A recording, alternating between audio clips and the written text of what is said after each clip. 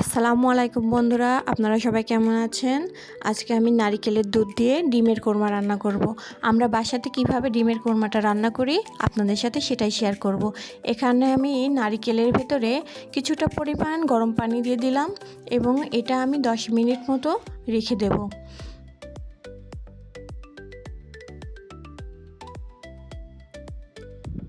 এবার আমি হাত দিয়ে কচলিয়ে নারকেলের দুধটা আলাদা করে নিব।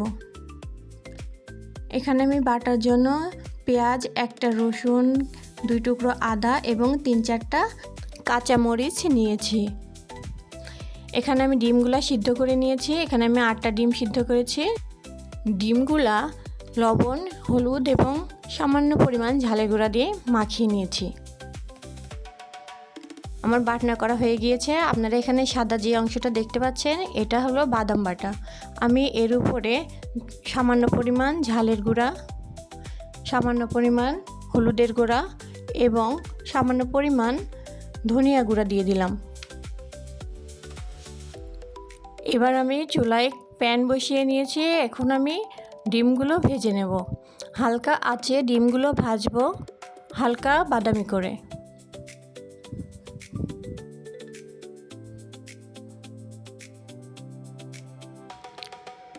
ডিমগুলা এদিকে ওদিকে নেড়েচেড়ে ভেজে নিলাম হালকা বাদামি করে। আমার ডিমগুলো ভাজা হয়ে গিয়েছে, আমি ডিমগুলো তুলে নিচ্ছি। এখন একই প্যানে আরও কিছু পরিমাণ তেল দিয়ে আমি এর উপরে একটা তেজপাতা, একটা দারুচিনি এবং একটা এলাচের ফল দিয়ে দিলাম। এবার আমি এটাকে সামান্য পরিমাণ নেড়েচেড়ে এখানে আমি বাটনাটা দিয়ে দিচ্ছি।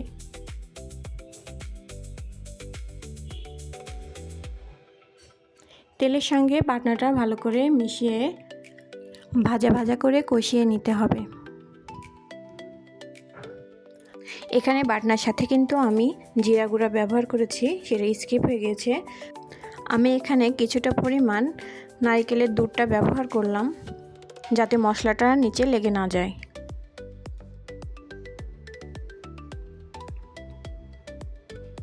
মশলাটা সুন্দর করে কষিয়ে নিচ্ছে। আমার মশলার ভেতরে লবণ দেওয়া হয়নি, তাই আমি এখন লবণটা দিয়ে নিলাম। সামান্য পরিমাণ পানি ব্যবহার করছি।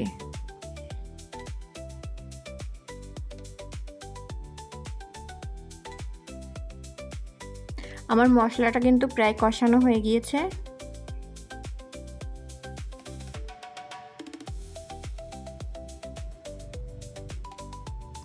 আমি এবার এখানে ডিমগুলো দিয়ে দিব।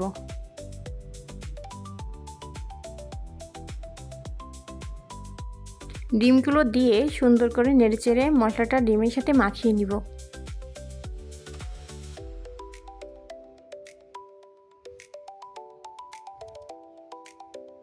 এবার আমি এখানে বাকি দুধগুলো দিয়ে দেব। এখানে আমি হাফ কাপ মতো গরুর দুধ দিয়েছি এবং বাকিটা ছিল আমার নারকেলের থেকে বের করা সেই দুধটা।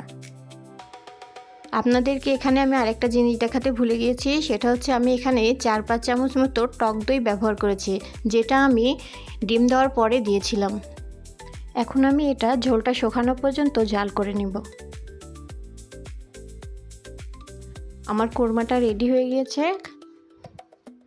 ঝোলটা শুকিয়ে গিয়েছে, ডিমের গায়ে ঝোলটা মাখা মাখা হয়ে আছে। দেখতে কতটা লোভনীয় লাগছে দেখুন, খেতেও কিন্তু দুর্দান্ত। আমাদের ভিডিওটা যদি আপনাদের ভালো লাগে অবশ্যই আমাদের চ্যানেলটা সাবস্ক্রাইব করে দেবেন। আল্লাহ হাফেজ।